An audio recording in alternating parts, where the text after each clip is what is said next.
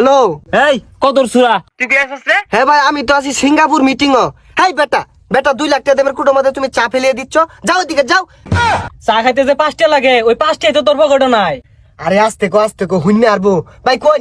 দেখ দেখ কিতিরা দেখ সিঙ্গার বলে কোনো মিটিং করে আর বলে কুটোর মধ্যে খানা চা হালায় দে, চা জীবন চোখকে দেখছিন। এই তোমার টাকা কোনদিন দিবি ক?